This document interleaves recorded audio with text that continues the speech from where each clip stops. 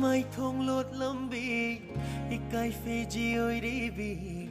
ikai Fiji oi đi bi sham lang ni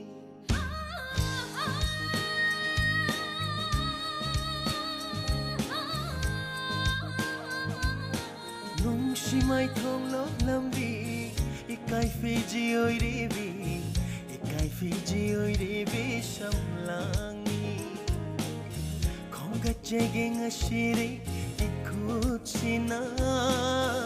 yang jage thamoi sina penba makai simai thongo thambi ikai Fiji oi bi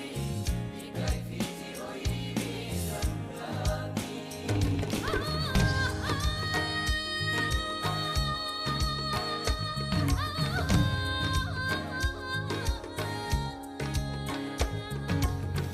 khungat piduna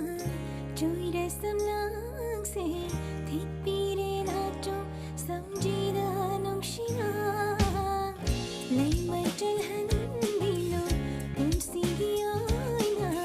nungsina thit piba thamoi gina to ni nungsi mai thong lo tambi ikai Fiji oi re bi ikai Fiji oi re bi samlang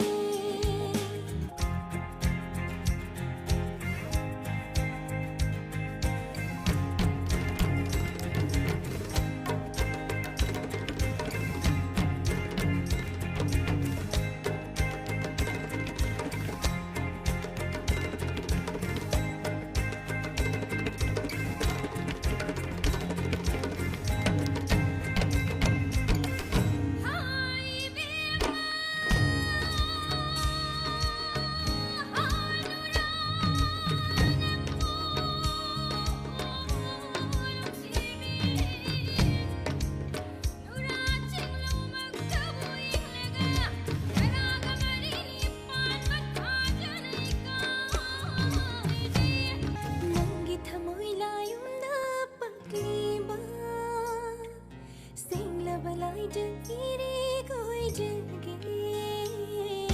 nangi thamoi layum na pagliba